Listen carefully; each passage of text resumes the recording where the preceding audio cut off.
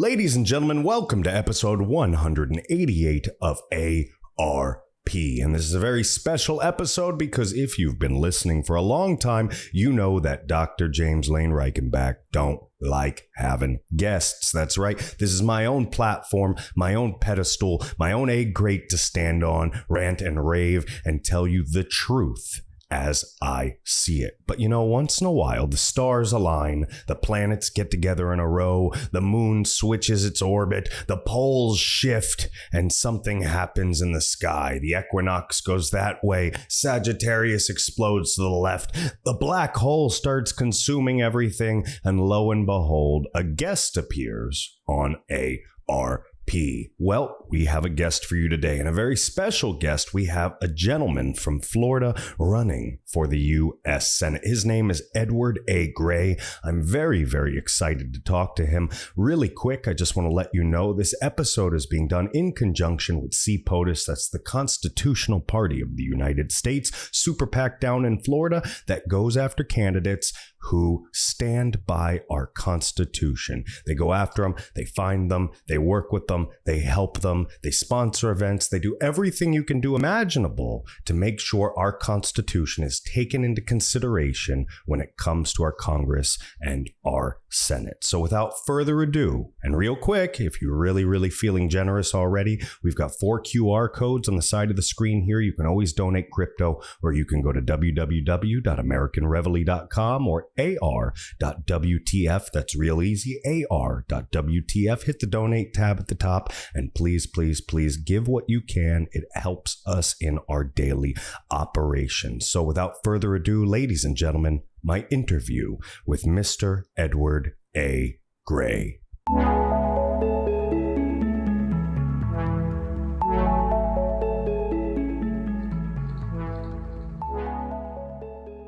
That was my idea with the creation of the American Patriot Movement, was regular Americans start taking these positions in government and stop electing people that they think are above and beyond them. It's not. It's the country was founded on the principle of by the people, for the people, and of the people. And that's what we really need, is we need regular Americans to get into these places in government and say, no, you're missing the point. Let's bring some common sense in there. Let me tell you about my point of view of growing and living paycheck to paycheck and raising a family and going to a job every day. Those types of things, they need to have more realization of that in DC. We're talking here about trying to get people that have different viewpoints to talk. And right now, nobody's talking. Right. As you know, nobody's talking. What you're talking about, what we're going back and forth about, makes sense. It makes sense to logical people, but nobody's even there. You said before, we've got politicians. You've said we've got Green Deal, progressive folks, right? All of those, and they're all doing their own thing, but nobody's talking. And I happen to think that some of that might have to do with social media. You know, I think that's a new problem we're not addressing. You know, everybody has their own bubble and nobody needs to talk anymore. And I think it's creating very dangerous divisions. You know, it could go either way. I think one of the things that caught my interest was Elon Musk trying to buy Twitter, and there being such an uproar from what people call the left as far as, well, he's going to change what we perceive as the truth. And that's where the problem lies, is there's only one truth and there's only one perception of the truth. You can't have your own perception of truth. Yes. Truth is truth. A lie is a lie. There's no black and white. It's just the way it is. There's no gray area, I should say. Well, it's true. Truth is truth. A lie is a lie. And that's where we're here, starting with Edward Gray, right? Ed or Edward? Edward right. A. Gray. So Edward A. Gray, running for U.S. Representative for Florida. That's the U.S. Senate. U.S. Senate. Yes. And I wanted to know a little bit about you. We're going to get into a lot of different stuff, some questions. We're going to have more conversations like we're having right now. It's going to be really good stuff. But I want you to take a couple minutes and just tell everybody about yourself, just where you come from, who you are, what you do for work, what your plans are, just a couple minutes, and then we'll get into some stuff. Certainly, yes. My name is Edward A. Gray. I was born in Fort Lauderdale, Florida, back in the 70s. I'm a 62-year-old male. I have This is my third wife. I've been a very lucky man to find women that fall in love with me as much as I fall in love with them, and each one has been an interesting time. Originally on my bio, I had broken it down. My first wife, I was very young, and I had joined the Army, and that didn't help our marriage any. When I got out, we ended up getting divorced. My second wife and I were together almost 20 years, and that's where my daughter, who is now 30, came from. There was a problem with that, and it was really my fault. But she ended up dying, and I ended I'm up sorry to getting hear a that. daughter and raising her on my own until I met my third wife. And yeah, it was very trying raising a young Yeah. girl. I got her when she was 10, and it was until about 14 when I met my third wife. But I can imagine too. She probably, with the situation that happened, you both were grieving and going through trauma, and you had to heal together. I mean, that must have been a very difficult time. it was. There was a lot of crying, wearing a lot of sunglasses because men don't cry. Yeah, but you get a But lot of wisdom I out of did that too. And try, and I did share with my daughter that, it's all right to express your emotions, and that's how there's no getting over it. There's only learning to live with it, and that's really where it's at. Is you've got to learn. That's that's the secret of life, is knowing that it's not what's thrown at you, it's how you handle what's thrown at you. yeah, And that's what I've tried to raise her with, was how you handle it is what makes you who you are. that's really good words So of after advice. that, like I said, I've met my third wife now, and she's Italian, and she's a great woman. She loves pasta and all Italian foods, and What's I'm wrong with learning. pasta? I love pasta too. Well, there's been some interesting situations about that. I came in with all pastas are the same thing, and that almost got me killed because of it. But Oh, that's funny. because That's she's funny. from Staten Island, and she's like, I'll get my cousin Vinny down here from New York, and She'll get the cousin Vinny down here from New York. yeah. It's time. That's funny. I've been to Um, Staten Island before. Is it true? Tell me if I'm wrong. But when I was there, they said there used to be a nickname for Staten Island. They said it was called Stinky Island. yeah, because it was originally, I guess, built on some type of. Her brother still lives up there. He's a retired security for Mm-hmm. what's the name of the prison out on the water? Oh, Rikers. Yeah, Yeah, yeah, he was Rikers a Island. prison guard for Rikers for a long time. If you can imagine, I could never. I've seen movies about it, but I could never imagine actually being a prison guard there. And he did it for many years. But Oh, yeah, Rikers Island was very stinky. okay. All right. All right. He made So your changed third his name, wife. which I thought was interesting. Yeah. Because her parents, her great grandparents came over, and they were D Amico with the apostrophe after the D. Mm-hmm. But apparently, when they came into Rikers, not Rikers, but when they came into not Staten, It's the where the port Statue of of New York Liberty City, is. right? Yeah. I forgot what that's called. The Bay. It's something Bay. Yeah, Yeah. they made them change it, so it just turned into D Amico, and they had to drop the apostrophe, Ah, which is weird, but things history, I guess. different time, right? A different time. Yeah, a lot different All time. right. So A lot. third wife, right? Tragic situation you went through, but I mean, you overcame the situation, raised a young daughter, a lot of learning, a lot of wisdom gained from that. It's a lot of hardship, and it's a lot of people who've been through a lot of hardship. And I think it's important to share stories like that because I think it humanizes you. You're somebody that's running for a leadership position who maybe originally never even thought you'd be running for a leadership position. And people need to know that they can relate to you. People need to know that you're a human being, you have feelings. You really do come to the table with empathy and understanding. I think one of the most important things in raising my daughter, when it was just her and I, that I've always remembered, was when she was 15 and I took her to the J.C. Penney Mm-hmm. to get her first summer bathing suit, because now she's 15, and she and being a parent, you're like, go try it on, come out and show me type thing. Mm-hmm. She came out with that bathing suit, and I I had to ask some strange woman that I didn't even know, not strange. The woman wasn't strange, just a stranger. Mm-hmm. But I'm like, is that really appropriate? Because I'm It's a hard. dad. me, she should be fully covered from head to toe. But Oh yeah. so I I got slightly that. understand. It's okay, Dad. Don't worry. It's a bathing suit, and that's what the kids are wearing nowadays. And I have I want to get a potato sack and make her wear that. Yeah. It's funny. It's hard to balance that as a dad, because we have to have our emotions in check. We have to be looking at reality, but also at the same time, we're protective of our children. We know the evils that lurk out there. We know that there are bad people and bad things happen. And although I'm sure you agree, and maybe you disagree, but I know that women are independent, and they're going to wear what they're going to wear, and they're going to express themselves. And that doesn't give a man a right to do anything. But that doesn't mean that somebody's not going to do something. No, but I think that's true. I mean, women express themselves in that respect, and men do too. We put on the clothes that we think are making us look even more handsome or better looking, and for other people that have that mindset that, oh my God, somebody's wearing that, a guy's wearing something or a girl's wearing something that makes them look like I want them, they're the problem. Yeah. The problem, not the people wearing the clothing, because the people wearing the clothing, getting tattoos or piercings or whatever they want, that's their way of expressing that. And nobody has the right to either try and put them down or tell them that they can't. That's right. I might not like somebody's hairstyle, but at the end of the day, life, liberty, and the pursuit of happiness. Who am I to tell somebody how to live their life? Well, that's part of, that's the freedoms that we enjoy.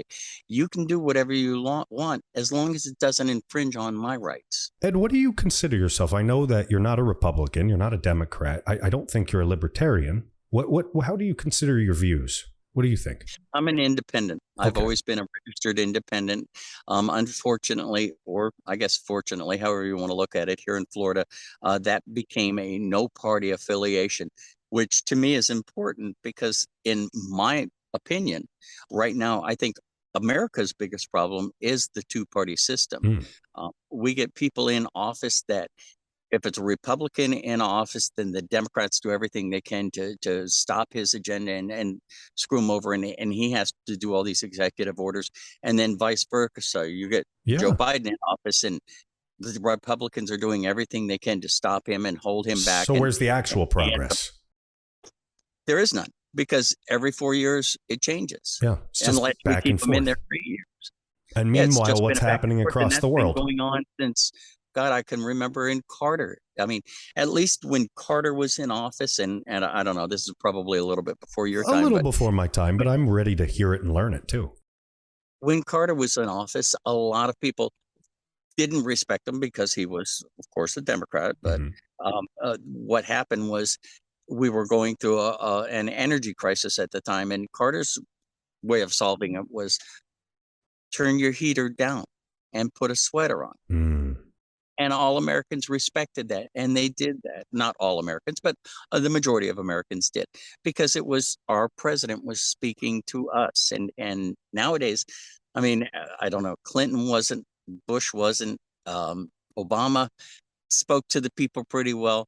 Trump had his sect of people that right now there's a big argument if that's going to be the Republican Party. And I thank God I'm an independent, because I don't have to worry about any of that. Exactly. But in all honesty, I think that's America's biggest problem, is people are so divided with their party that they no longer see the truth. It's a hard one. I mean, think about it. Like, for example, I am from the East Coast, right? I'm an East Coast person. I kind of have a big mouth sometimes. I might understand Trump a little more than certain other people do, but at the same time, there's a way to conduct yourself, and that's something as well. And Trump doesn't really have that type of tact, that pizzazz to him. He's kind of like a jackhammer, in a china shop. And I think, though, with everything that's happened, though, regardless of whether people like him or not, they know his policies are solid. And I mean, I feel like, and this is me personally, I'm not representing your views for anybody, hearing this and wanting to vote or not vote for you.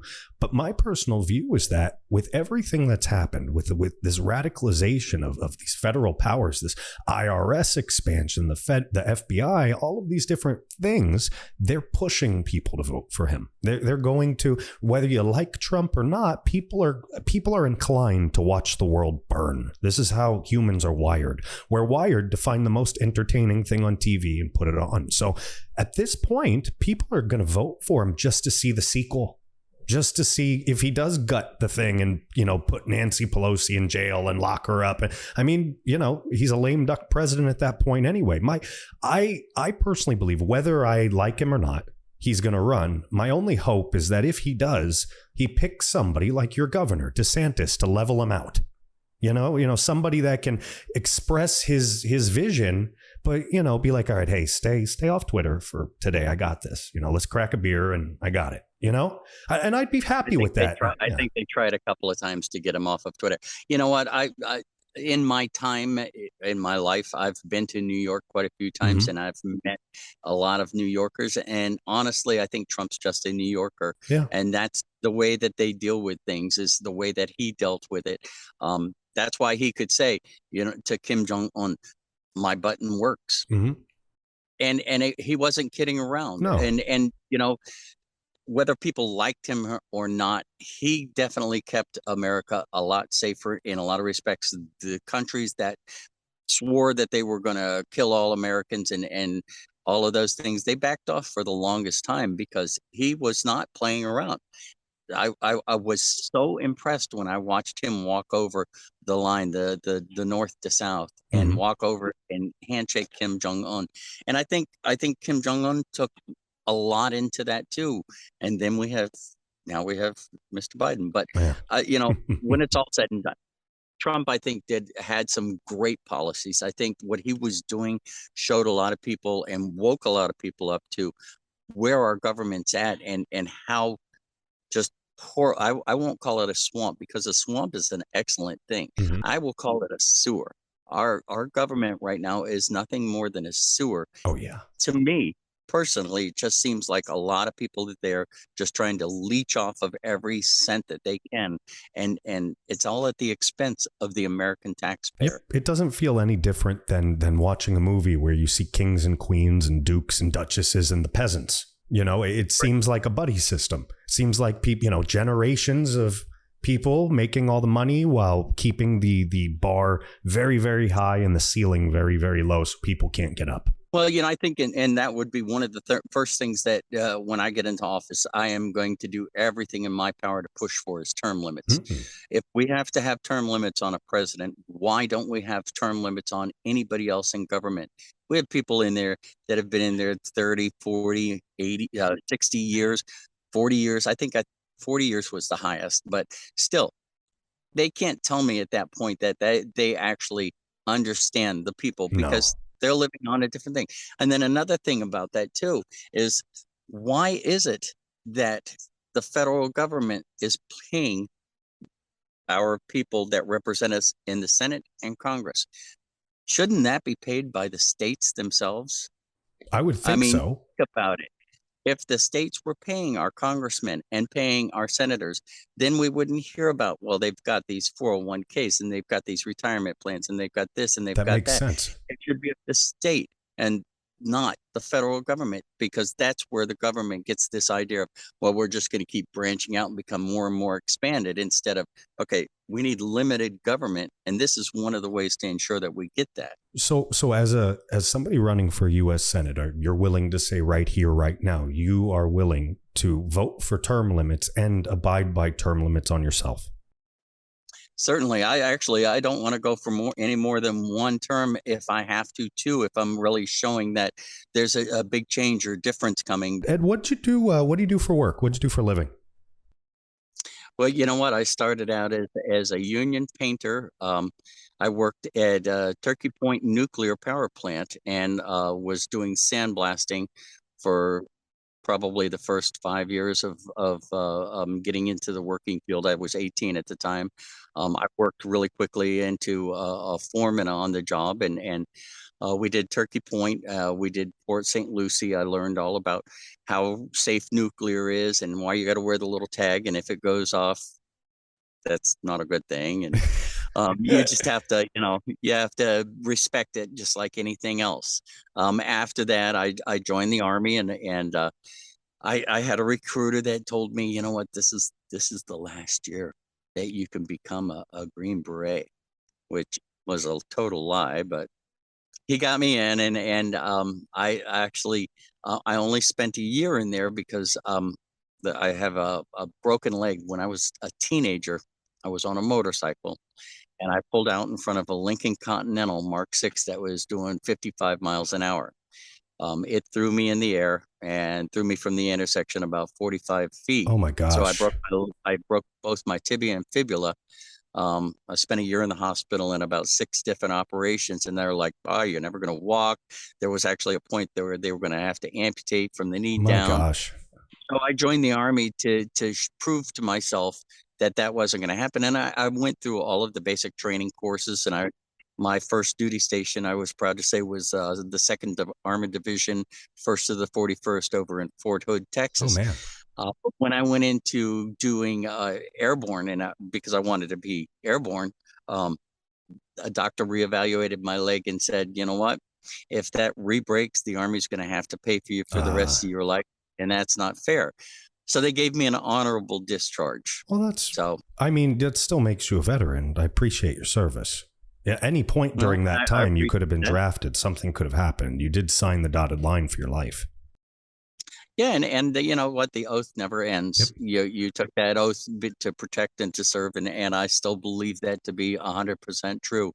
After the military, I came back to Miami and I got myself into a couple of bits of trouble where I ended up having to spend some time in jail. But lesson learned, you have to go through some things in life, and even if it's a stupid mistake, you have to learn that you have to pay for it. Yep. And Um, that's what the judicial then I system met is my supposed second, to do. It's supposed to allow yep, you that opportunity. and then I met my second wife, and we were getting out of Miami for quite a few reasons. At the time, there was the big riots were going on there, and I'd never been to Maine, and my real father was from Maine. Mm-hmm. So we moved up to Maine, and we lived there for 10 years, and I found out why I love Florida so much. Snow is great in pictures, um, but having to go out and watch a news reporter on TV say, okay, with the wind chill factor, remember, exposed skin can turn to frostbite in so many Oh my seconds. It's like, gosh. you don't get that down here in Florida, In you Maine, you know? can drop dead getting your mail. Freeze The to death stories, getting your mail. my dad he had a lobster boat. He Mm-hmm. worked he worked for the paper mill up there, which was a Mm-hmm. big paper mill company up there. But he had a lobster boat. So my first summer, he's like, "Hey, you want to go lobstering with me?" And I'm like, "Sure." I've never done it before. I don't know anything about it. So sure. So we're talking 400 traps, 100 that we drop, 100 we pick up a day. That means we're out at 3 o'clock in the morning while the water's still, and you're pulling traps. And the way he taught me was you have a long stick with a hook on the end of it. They call it a gaff, Mm-hmm. and you have to hook underneath the buoy. You put it up over the pulley that's hanging out on a bar in the boat, and you pull the trap up. Now they're 80 to 150 feet. So after a while, you've learned, your arms and your everything is. I mean, it's tedious work, but it's also really enjoyable, beautiful scenery and stuff. So long story short, second summer comes around, and he's like, "Hey, do you want to do it again?" I'm like, "Yeah, we made some good money." He said, "Okay, here's this big box with this giant wheel on it. He said, install this on the boat on the same side as the pulley on the arm out there." And I'm like, "Okay, well, what is it?" He says, "Well, that's a pot hauler. When you put the buoy over the pulley, you wrap it around that and you step on the pedal and it pulls the trap up for you." Oh, shoot. I'm Really? like, "Dad, why didn't we have that last year?" He says, "Well, you wouldn't have had the experience now, would you, son?" Oh, that's funny. That's so funny. Yes. So I learned a lot when I was up in Maine. He taught me how to hunt and how to sight and all of the great things. I Yeah. mean, I learned a lot of that in the Army, but there's a lot different when it comes to hunting. And when you think about what the Japanese said about there's somebody being behind a blade of grass everywhere in America, Mm-hmm. a lot of countries don't realize that the majority of our hunters in any military situation would be considered snipers. Mm-hmm. Oh, yeah. They could sit up in a tree for hours and wait for something to come by at 500 yards and drop it I without always any. believed that if we were ever invaded, they'd only be able to take the coasts. They would take the coasts, and then we would come back, and it would not be fun, but it wouldn't be well for it. They'd have to nuke us.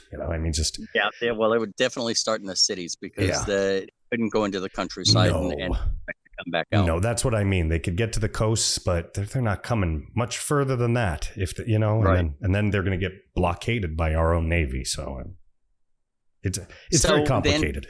Then, on my second wife, yes. we were up in Maine, and I made a horrible mistake and decided that I thought the grass was going to be greener. And I was working for a credit card company, and met this young girl and decided that I'm gonna change who I am and what I am. And at that point, we had moved down to Florida. And then I got the phone call from my daughter one day saying, "Dad, can I come and live with you? Mom's been killed." Oh my gosh. And he was dating a guy who thought that if he couldn't have her, nobody could. Oh my and he gosh. shot and killed her in front of my daughter and then killed himself. That's so terrible. That's how I got my daughter. A lot of people are going to wonder that. And it wasn't the way I thought, because she was a wonderful woman and certainly never deserved that. She didn't deserve what I did. But you can't change what happens in life. You only have to learn how to deal with it. I think that's a lesson for a lot of people that they would benefit from right now. And I'm going to ask you this on the air. I want to know if you're okay with me not editing that out, or do you want people to know that story about you? No, that's fine. I understand they're going to know it one way or another, believe me. Yeah, the transparency and the honesty is appreciated by people. And I think it's important for our listeners and the people watching to know that you're a human. You've been through stuff. You've had your heart broken. You're one of us. You're not from some elite group of folks backed by some shady company somewhere. You're just a man who's been through some hard times, who's worked his butt off, who's raised a family, who's just like everybody else, who wants to see the right things go down. Sick and tired of the BS. And that's exactly where it's at. I'm now in my third wife and very happy. We've been together 15 years now. When I moved back here to Central Florida, one of the things that I did was I got to working at the theme parks, Disney, Universal, SeaWorld, and I actually worked my way up to being a superintendent. I was running $1.5 million, $2 million jobs for them, trying to create that fantasy of just beautiful.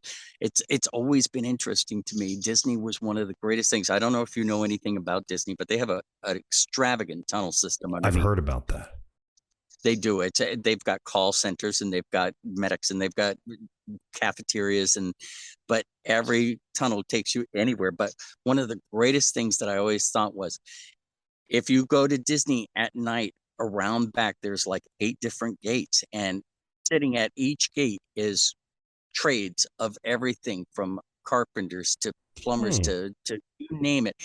They're waiting for the last guest to leave. And once that last guest leaves, those gates open up and in comes this army of every trade you can imagine. Whoa.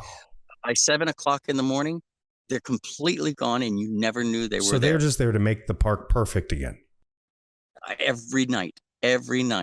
It was an amazing experience to be a part of. But I was about to go into some questions, but what you just told me made me kind of think of a question off the fly that I honestly didn't write down to talk to you during this.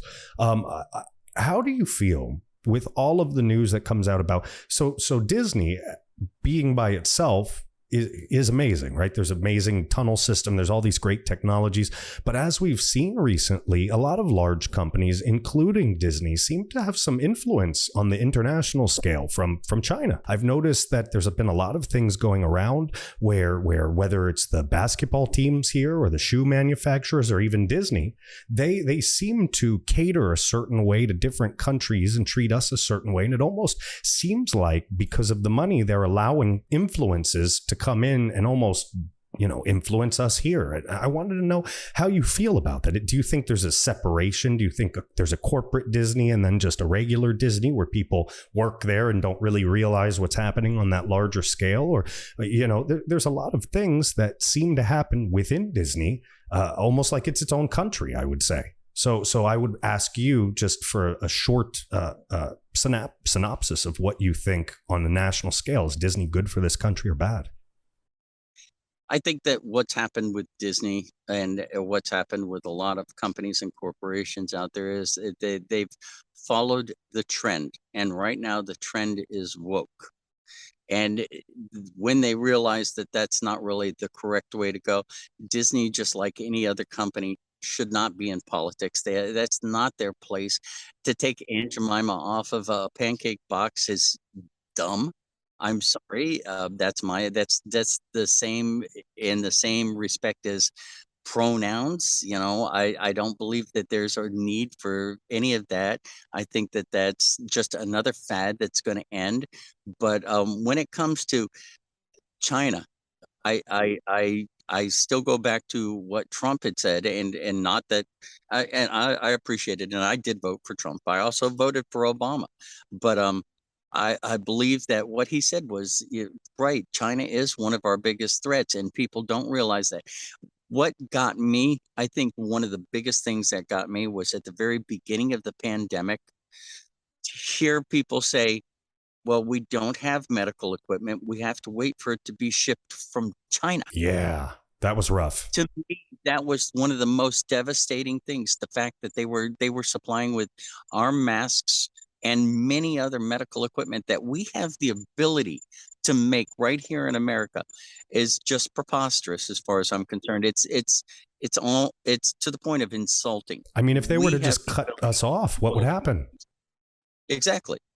And the fact that we have the ability to do all these things, and yet we're not doing them. Now, there's been talk of, well, corporations are moving out and this and that. You know what? Another thing that I think that I would like to really bring to the floor in the Senate is changing the tax code, either the flat tax or the fair tax, but have an open discussion with the people about what it means, because our tax codes have gotten to the point to where people are ready to drive to Boston and start throwing tea in the water because they're so tired with the silliness of the taxes that we have. And then you hear there's all these loopholes, and if they hire the right people, the rich people get away with this, that, and the other. You know what? Let's look at a flat tax. Let's look at a fair tax, see which one is more equitable for the country, what's going to be the most beneficial, and let's move on, because the tax system that we have right now is ridiculous. What do you think of the 87,000 tax people, the IRS agents they're about to hire with the signing of the anti-inflation bill that just passed? I think that was a ridiculous move. We could have used those people on the southern border. We could have used those people in a lot of other places. And the fact that they actually hired them with the idea of learning how to use deadly force is just intimidating to a lot of people, which in my opinion, is the same thing that they did with the January 6th people in not giving them due process. We in America are allowed due process. We are innocent until proven guilty, and holding these people in jail for as long as they have without that due process is at the least un-American. I agree with you. Ed, before we get into a couple questions that I put together for you, because I think we've established you love your country. I think we've established I love my country. I kind of sense the same thing off you. There's a flag behind you and everything. I'm going to ask you a couple questions, some constitutional questions, things that I came up with that I think would be important on the national level. But before I ask you those questions, real quick, I want to know how exactly people can vote for you. All right. So when is the primary? When's everything happen? What's the date? What do they need to do? Before we get into this, I mean, because we're about halfway through our interview here, I want people to not lose that in this. If they really believe in you, if they're from Florida, if they love everything they're saying, if they're like, man, I want a guy like Edward Gray in the Senate. I don't want Marco Rubio or Demings or any of these people. How can they vote for you? Well, it'll come down in November. There's going to be on the ballot, you'll have for U.S. Senate, you'll have Marco Rubio and the R beside him, and you'll have probably Val Demings, because I believe she's going to be the candidate that the Democrats choose, and she'll have a D beside her. Under that, there will be a blank line that you can write in my name, and it should be Edward A. Gray, Gray, because I am a write-in candidate. I filed all the paperwork necessary and went through all the hoops and stuff necessary so that the state does recognize that I am running for United States Senate. You know, I don't know about you, but I think it would be a big, big message to the system, a big FU from young people. If we could get thousands and thousands of young people to see your message, see what you stand for, and get their butts to the polls and actually write some names in, I think that would prove to young people that our Constitution works. And that's the truth, because we still are a country that's based on what the rule of the people have to say and believe in. And if the people get out and vote, then they're the ones that are actually making their voices heard. And that's how you do it, by voting. Exactly. So I'm going to start with a couple questions here. We're going to start with the 10th Amendment. All right, Ed? Okay. The 10th Amendment. All right. You ready? We're going to get into this. We're going to have some back and forth. I might ask some follow-up questions, but we're going to get to the meat of a couple issues that are important to Americans and how you feel about them. All right. Okay. So the 10th Amendment, it makes clear that the United States was designed as a federal republic, a constitutional federal republic, with the federal government's powers being limited to what is delineated in the United States Constitution. So with that being said, and I can always repeat myself, has the federal government violated this amendment? Have they taken liberties that the founders never intended for the federal government to possess? And if you believe that they have, how would you put the power back in the hands of the states and hold the government accountable? Yeah, I honestly, I do believe that the federal government has become too absorbed in itself and is trying its best to become the power of the country. And that's never the intent of the government. I realize that the government does have to have control of certain things. We do have to have certain things, but the government itself was the federal government is supposed to be limited, and the states are the ones that are supposed to hold the power. And we need to really look at some of the things that have been changed over the years and some of the things that have been passed over the years that gave the government these types of powers that they shouldn't have. We can go into the three-letter agencies, which there's a lot of questions that people have about those. We can go into the military, and the military itself. I mean, originally it was supposed to be states had militias. We've become such a large country that now we have military branches, and that's good in the sense that that's part of the government. But we also have to realize that there are the three separate entities of the government, and we have the Supreme Court, and we have the president, and we have Congress for those types of things. And we have to go back to making it that the people are the ones that are in those offices, and the people themselves are the ones that are making the decisions for the country. So would you push for transparency and accountability for all of these agencies and a possible shrinking of them? I think, you know what, we've heard this push for transparency I can't begin to tell you how many administrations. I think that we need to change how this government works, in the sense that instead of allowing these agencies to have a free run, there should be more control and more that they have to stand up and answer to. Yes. Okay, perfect. Well, since we're on the same page about government power and too much of it, let's go into another question here. Article 1, Section 8, Clause 17 of the Constitution, I'm not expecting you to know where that is, I just said that for our viewers if they want to look it up, limits the federal government to owning 10 square miles that make up Washington, D.C., the District of Columbia, the lands necessary for the, quote, forts, magazines, arsenals, dockyards, and other needful buildings, end quote, which it must purchase with the consent of state legislatures, right?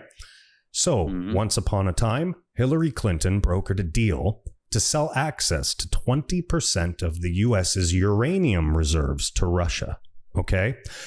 Now, with that being said, the Biden administration in all of their wisdom here, whether it's purposeful, whether it's non-purposeful, it was an accident, it doesn't matter. What matters is there's a domestic energy crisis that's been created. They did that by placing these moratoriums on oil and gas leases, and the federal government is quoted as owning as much as 640 million acres of land in the United States, not 10 square miles, 640 million acres. So with that being said, and I'll give the audience a second to grasp that giant number, 640 million acres, all right, in the United States.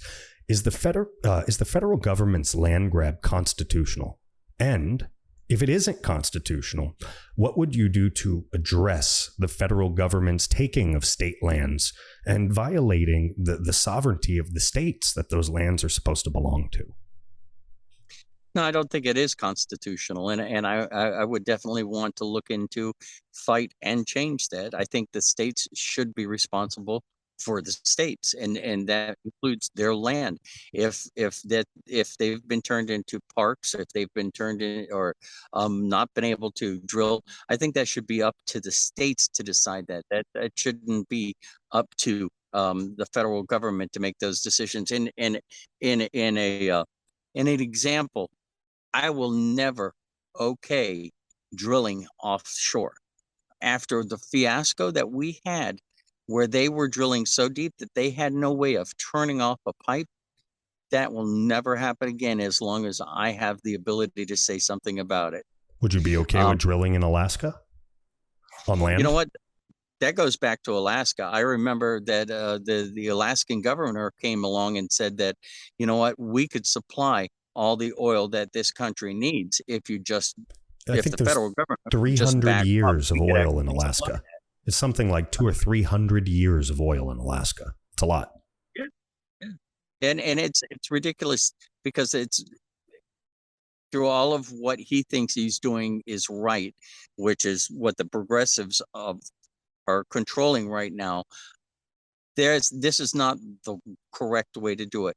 You're talking about a country that has been reliant on gas and oil for a long time now, almost a century.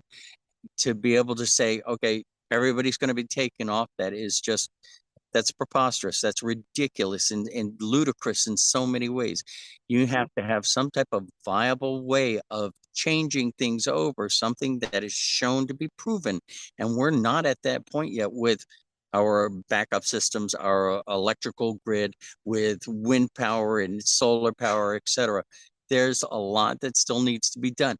Nuclear power plants are one of the biggest opportunities that we have, and yet we'll fight those because they're afraid that something's going to happen. Look, I was in a nuclear power plant when I was 20. I'm 60 now. I'm not green. I don't glow at night. I don't have any problems with anything nuclear. Everything's fine. People need to back off and say, science, we believe in science because we've heard that before. And we need to trust that the scientists say that it's okay. You know, I personally believe, that nuclear energy, if we would just keep researching it and keep using it and making it safer and safer, that's the real green energy. That's the real green deal right there. If we could just utilize that and we could really show people how safe it actually is, instead of making bombs with it, we could power the world. We could do things we never thought possible. I really believe that. Well, that and we have access to one of the greatest absolute powers out there, the sun. It provides so much. If there wasn't so much hindrance on the solar companies and solar panel systems out there, all across the state, you can drive now in Florida and you'll see solar farms everywhere.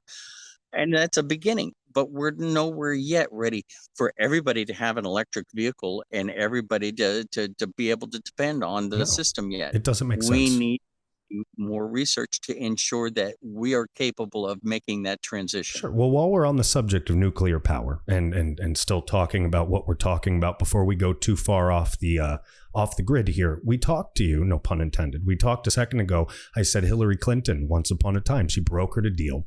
And this deal, I believe, is still ongoing. We sell 20% of our U.S. uranium reserves to Russia. All right. That's coming from some of that land in the states that no states have approved from. right? So let's relate this for a second to something that's really on the top of a lot of people's tongues. It's been going on, the Ukraine war, Russia-Ukraine war, which, I mean, to me, it's kind of like a proxy war between the U.S. and Russia at this point. But if you look at it, I want to know how much you think that these land grabs and these international deals have helped or hurt the war effort in Ukraine. And should we even be helping them? Should we be minding our own business on the national stage? Should we be taking care of the people here at home? Or should we be spending these billions and billions of dollars sending things over to Ukraine, including these resources that states never approved to let go of? Well, I've always gone by the motto that you can't help others until you're okay. And America is far from being okay right now. We still have people that are homeless. We have a major problem with the influx of refugees coming in. We have vets that are being, in my opinion, mistreated in many ways. And we've got our problems here. We should not be. The European Union and NATO are supposed to be in control of things like that, and we should be letting them lead, helping if need, but not sending billions of dollars over there over and over again. I think we've done 3 or 4 times we've sent over $40 billion to them. Oh my God, how many people that could have housed and how much food that could have put out there for here Americans that are dying because we're sending it over there because we think it's a good idea. Hey, let me ask you a question. How close do you think Afghanistan and Iraq are to the Ukraine?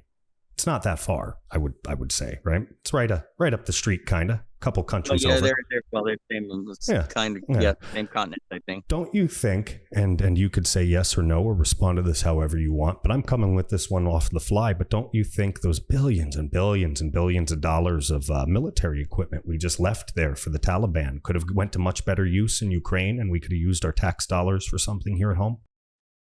Most certainly, that was one of the dumbest things I've ever seen, and I still sympathize with that young.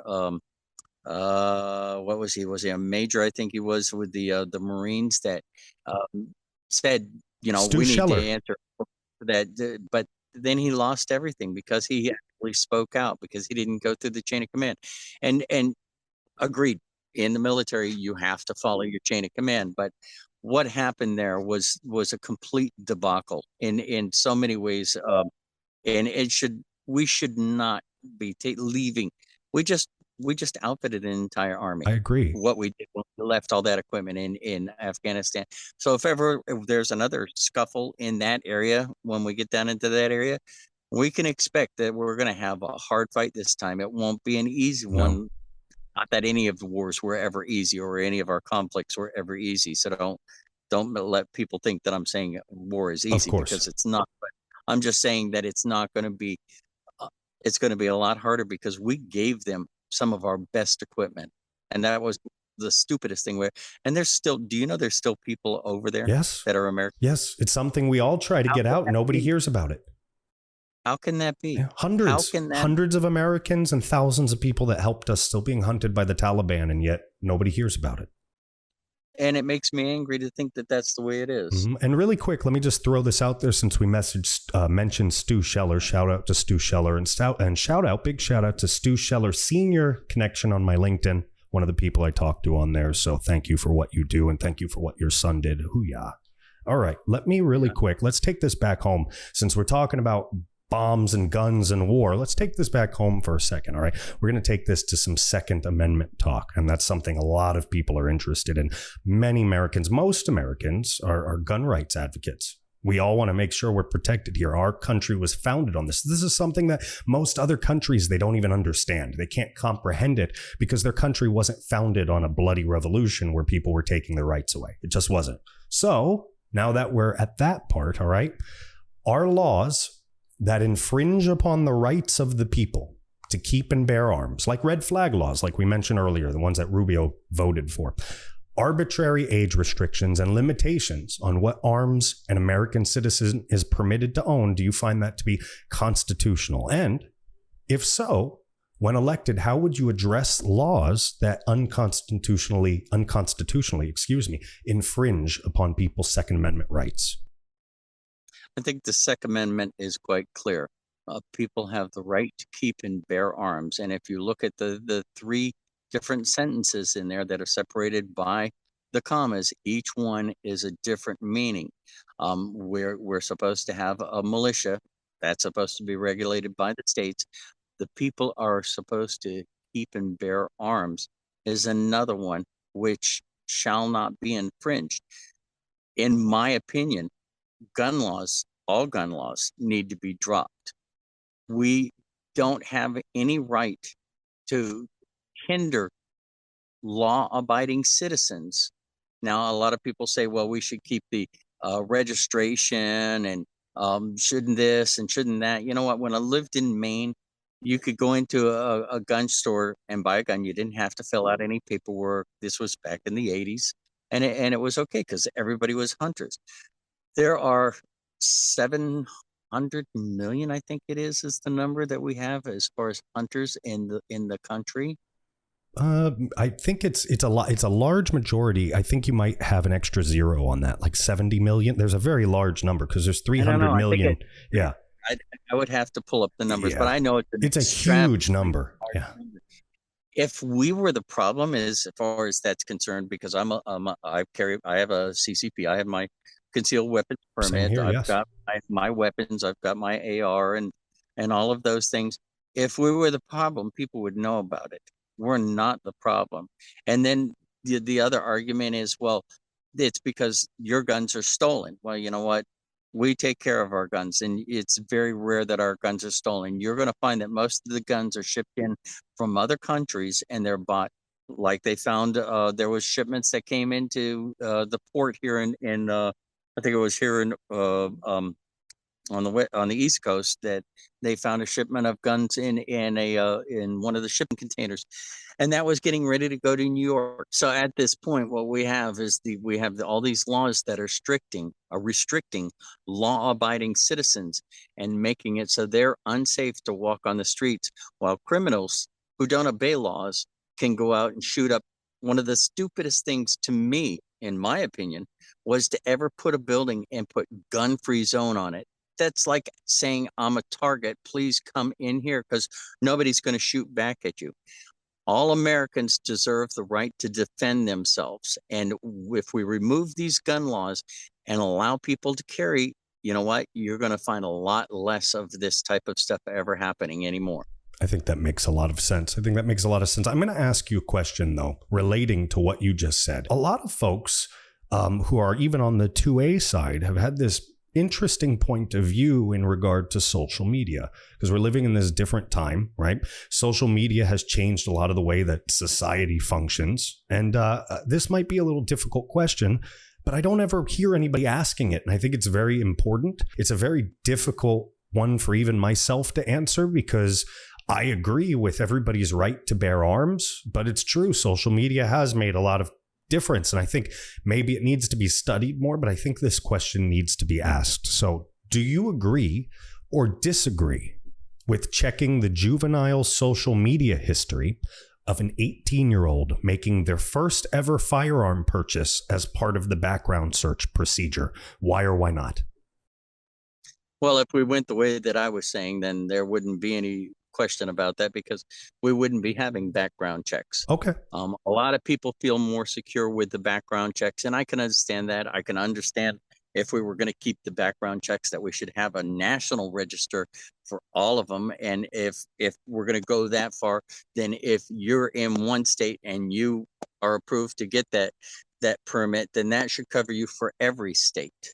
That shouldn't be. Yeah. But again, that goes back to, this is that difficult thing of the government can say these things, but it's up to the states to adopt them. Yeah. And if some states say, no, I don't want to adopt that, then that's their right. That's the individuality of the United States, is we have those abilities to do that. And right now we're being hindered because our government is trying to tell us what to believe and what to do, instead of giving us the options. I think that's a perfect segue to get into the states a little, talk about judicial power. Since we're talking about power, we're talking about federal power. You know, Article 3 is all about the states. It's all about judicial power, right? And it's all about states' rights compared to judicial power. And so a lot of folks, they really don't understand how our Supreme Court works. They really don't understand how the power's distributed through branches, how the state's power works, how federal government compared to state government works. And we saw that with the recent Roe v. Wade ruling. We saw people freaking out, young people protesting as if they never took a class before to understand how laws are made, what the Congress does, what the justices do, et cetera, et cetera. So, you know, the Supreme Court, they've now been accused of actually violating the United States Constitution itself.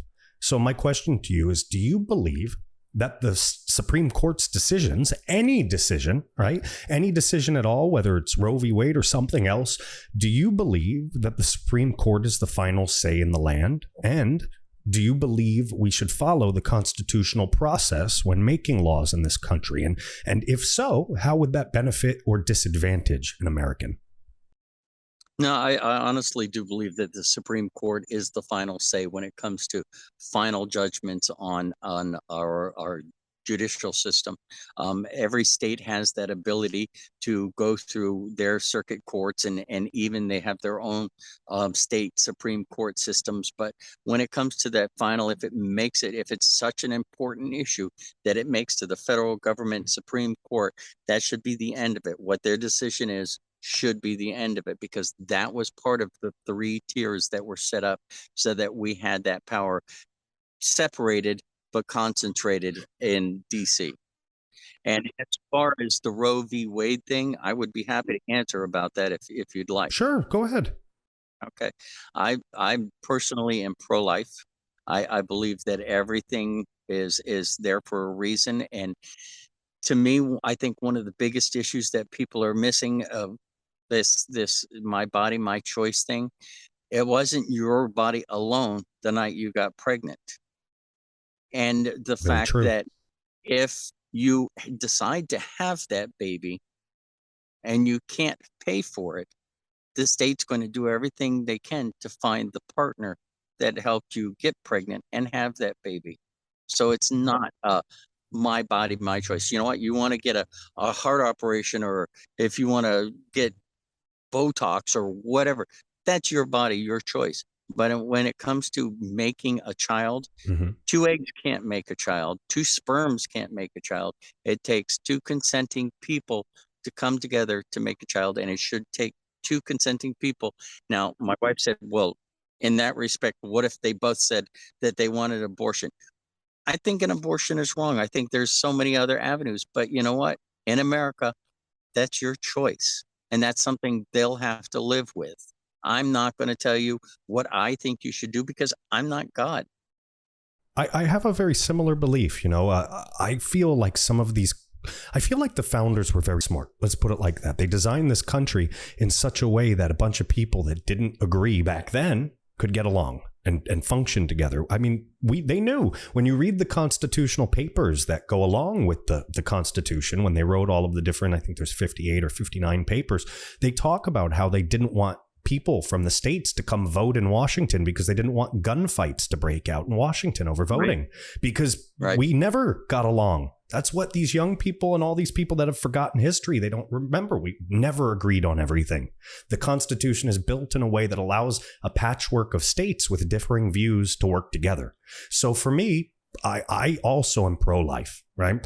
I am a very modern conservative, as you say, Republican, liberal. I don't even know how to describe myself, because there's a lot of things I'm supportive of that people on the right might not agree with, but there's a lot of things that they would agree with. And when it comes to abortion, again, I'm pro-life. But with that being said, the Constitution comes first in my eyes. So if the state over the majority of those people want to do something I don't agree with, yes, I don't like it. But in this country, life, liberty, and the pursuit of happiness. It's wrong, I think, but you have the right to do it in your space. Exactly. And I'm not going to come over there and tell you how to conduct business. You don't come over here and tell me how to conduct business. And that's the point. As long as what you're doing doesn't hinder what I want to do, that's your choice and that's your decision. Exactly. So before we get to some fun questions, I've got one last big question here. All right. You ready for it? All right. We're talking about justice here. We're talking about all Americans under one law system. That's where the judicial power, the Supreme Court, all those things, it trickles down to that. It's supposed to be equal under the eyes of the law. The Fifth Amendment guarantees that no citizen will be denied life, liberty, or property without due process of law. So right now there's a guy named Jeremy Brown. He's a January 6th defendant. He's been held without bond or bail for 326 plus days while awaiting trial. Mr. Brown's requests for a compassionate release to care for his sick mother was just denied as well. Regardless of what we feel about January 6th, our entire justice system is built on a system based on innocent until proven guilty. Do you personally believe this is a violation of Mr. Brown's his rights to due process, excuse me? And if so, what actions would you take to hold judges accountable for violating the constitutional rights of any American citizen? Yeah, I firmly believe that this is against the Constitution, and it is against the basic laws that were set up here in the United States. You are supposed to be innocent until proven guilty, and you are supposed to be given due process. I think, to me personally, and to many people that I've spoken with, the reason that they're doing this is because they want to scare Americans from ever doing something like what they felt happened on January 6th. And Mr. Brown, along with others that are there, I will be there. I will find every way I can to make sure that I am in there, pulling you guys, helping you guys, getting you out of there. The due process system is supposed to be one of our major rights, and I do not see that being applied to these people at all. No, me neither. Me neither. It's pretty sad, to tell you the truth, because it really is. I'm going to say something that a lot of people are not going to like me saying, but if it was Antifa people locked up behind there, I would still be advocating for them to be released. And it's true, because they have every right. But if you listen to Jerry, what's his name, the congressman, Antifa's just a dream. There's no such Nadler, thing. Jerry Nadler. Yeah, Nadler, fantasy world Nadler. Yes. Yeah. Yeah, I think there's a lot of things out there that America has to be aware of, and we need to actually stop the baloney of, okay, you know what, your opinion is different than my opinion. That doesn't mean that we can't get along. That doesn't mean that we can't work together, because this country requires us all to work towards the same goal. We all want the same thing. We all want to be able to live our lives in the way we feel fit. We want to raise our family. Some of us never want to go and be anything. I mean, many people play the lottery, but they still work every day because they just want to live a regular life. I never thought I would get into politics, but after watching the last, couple of elections, when it came down to it, I just felt like it was time for me, as a regular American, as a blue collar worker, to stand up and say, you know what, I've had enough of this stupidity. I'm going to get in there and I'm going to push to make the changes that are necessary, that I see, that millions of Americans I've spoken with see need to be changed. I think that's a great message. I really do. I'm going to ask you a couple quick fun questions here. But before we get to these questions, let me ask you, Ed, how tell people how they can reach you again. Tell them your websites, if you have any social media, any video platforms. And then right after that, tell them how they can vote for you again. Certainly. My original website is The American Patriot Movement, all one word, and it has to be theamericanpatriotmovement.com. On there, you will see my stances as far as what I'm proposing as running for United States Senator.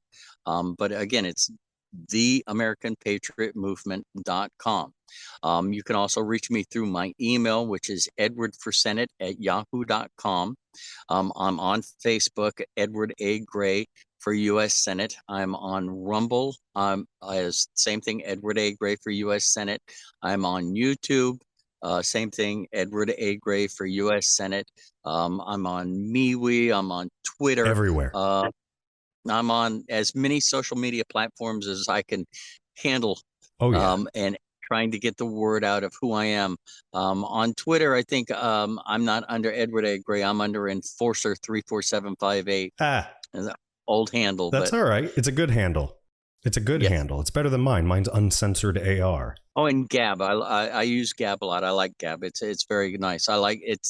Compares a lot to Facebook. I like it. Yeah, it has an easy interface. Sometimes with Gab, I have an issue just because, Gab is a great place for freedom of speech. But then when you allow in freedom of speech, you also have to allow in some negative freedom of speech that you don't like. And I've had let's say I've had some colorful experiences on Gab. But the system, Gab, like when I've had issues with it, for example, you can message somebody that's in the office there and they'll actually talk to you and sometimes work with you. It's a nice system. So tell people again, because we know the primaries are coming up, right? But we know that the big voting's in November. So tell people again exactly how they can vote for Edward A. Gray. Well, when it comes down to November and you get into that voting booth, you're going to see United States Senate and you'll see Marco Rubio. You'll see Val Demings, and underneath that will be a blank space. And that's where you can fill out my name, Edward A. Gray, Gray. And it must be filled out exactly like that because the state requires and the federal government requires that if I put it in when I put in that I'm running for this is how I want it filled out, everybody has to exactly put that in or your vote won't count for me. But it's Edward A. Gray. Perfect. All right, Ed, we're going to ask you a couple quick questions here, all right? You ready? Go. All right, Ready. Ed, what's your favorite color? Blue. What's your favorite food? Steak. All right, your favorite wait. How do you like that steak cooked? Medium rare. All right, perfect. Good answer. How do you what's your favorite music? I like the Dennis Leary, I think it was. Oh, said, yes. Dennis Leary. Give me a cow, I'll eat what I want and ride the rest home. And I'll ride the rest home. Yep, I remember that. That's a great album. No Cure for Cancer. Favorite music. Cure for Cancer. Favorite that music. Was such a great album. Gotta go. Favorite music. Hit it.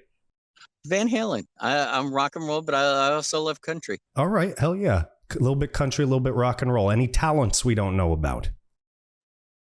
Talents. I can fix anything. So you're a jack of all trades.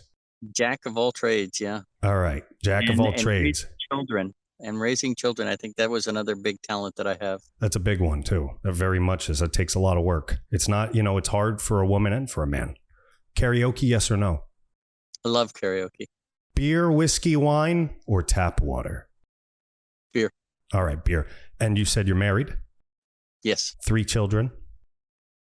I have 1 child, and then my third wife, has 2 boys of her own. So yes, 3 altogether. That's all right. I have a stepdaughter. She's my child too. Your idea of a perfect day? Florida. Just Florida?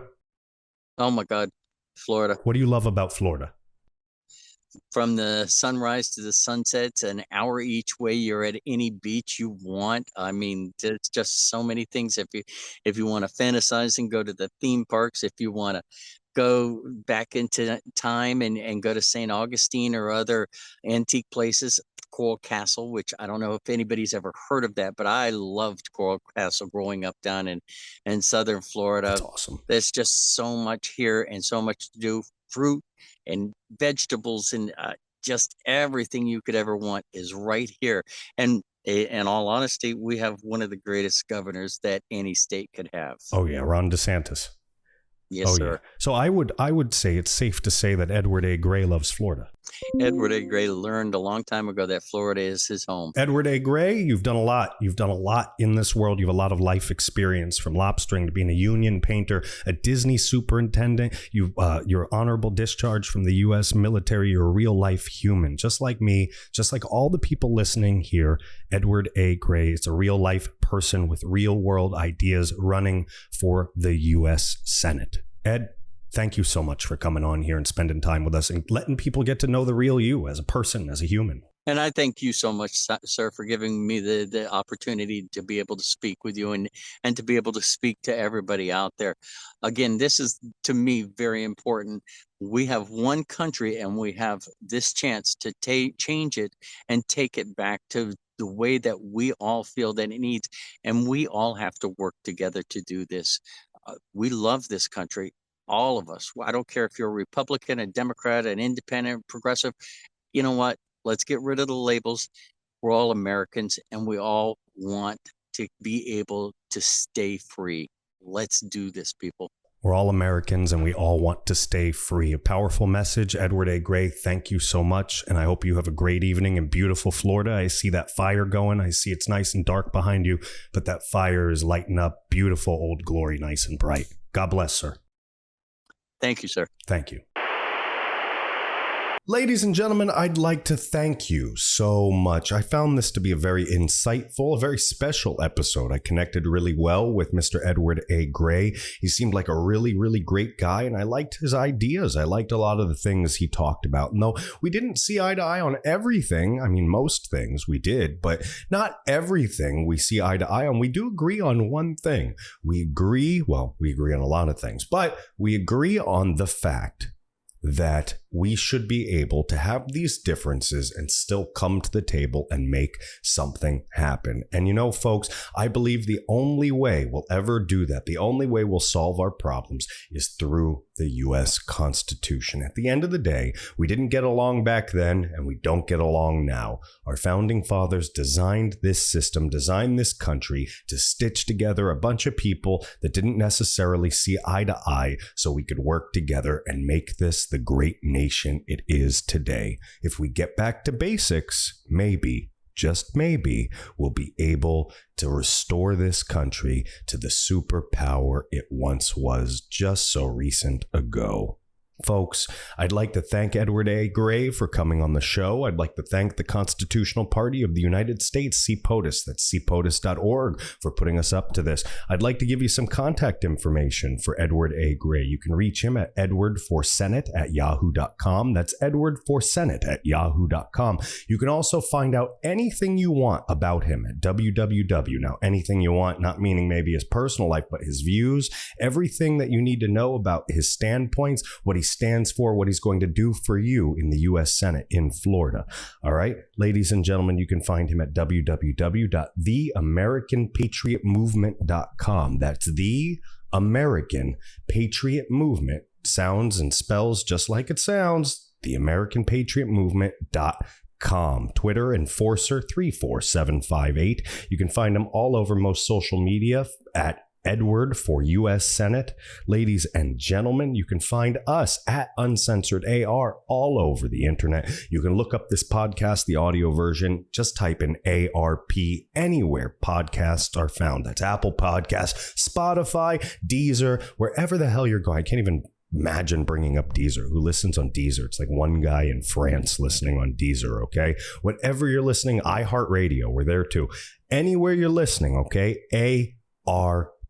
All right, at Uncensored AR, like I said, that's our social media. If you're watching this, you'll see it plastered all over the screen. American Reveille, REVEILLE.com, or simply go to ar.wtf. That's the website. Folks, straight talk right now. We need to make this happen. We need to keep this podcast going. If you're into crypto, all right, take your phone, put it on the camera, scan the QR code, and give a little bit to the tip jar here. We put a lot of effort in, and we want to make sure that that money goes right back into what we're doing. I'm not going to go to Taco Bell with it, okay? We're going to use it for American Reveille. And like we've said before, the old-fashioned way, www.ar.wtf, hit the donate button, hit the tab that's inside there, and give what you can, okay?